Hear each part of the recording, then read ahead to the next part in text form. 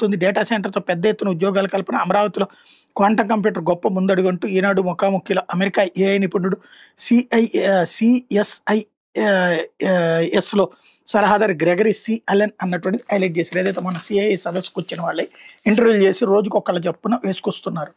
లేకపోతే నా పిల్లలు నా వాళ్ళేనా అంటూ ఉగాండాలో ఉలిక్కి పడుతున్న పురుషులు, భారీగా పెరుగుతున్న పితృత్వ పరీక్షలు, ప్రాణంగా చూసుకుంటున్న పిల్లలు తనకు పుట్టిన వాళ్ళు కార్యం తెలిస్తే ఆ తండ్రి పరిస్థితి ఎట్లా ఉంటుంది? తన సంతానంలో చాలా మందికి అతడి పోలికలు కాకుండా ఇతరులు వస్తే అతడి వేదన వర్ణించగలమా? ఆఫ్రికాలోని ఉగాండాలో చాలా మంది పురుషుల పరిస్థితి ఇప్పుడు ఇట్లాగే ఉంది. పిల్లలు నిజంగా తమకు పుట్టిన వారేనా అన్న అనుమానంతో చాలా మంది పురుషులు పితృత్వ పరీక్షలకు మొగ్గు చూపుతుంటారు. దేశంలో ఇటీవల కాలంలో డిఎన్ఏ పరీక్షలు గణనీయంగా పెరిగాయి. ఇలా పరీక్షలకు వెళ్తున్న పురుషుల్లో 98% పైగా పిల్లలు తమకు పుట్టిన వారు కాదని ఫలితాలు వస్తున్నాయి.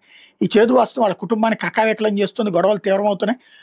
కాపురాలు కుప్పకూలుతూనే మీ గుండె దృఢంగా ఉంటే తప్ప ఈ పరీక్షలు చేయించుకునేందుకు ముందుకు రాకండి అంటూ స్వయంగా అంతర్గత వ్యవహారాల మంత్రిత్వ శాఖ ప్రతినిధి సూచనలు ఇస్తున్నారంటే పరిస్థితి ఎంత దిగజారిపోయిందో అర్థం చేసుకోవచ్చు అన్నటువంటిది హైలైట్ చేశారు. లేకపోతే ప్రభుత్వ వ్యతిరేక తీర్పులే స్వతంత్రతకు రుజువు కాదు.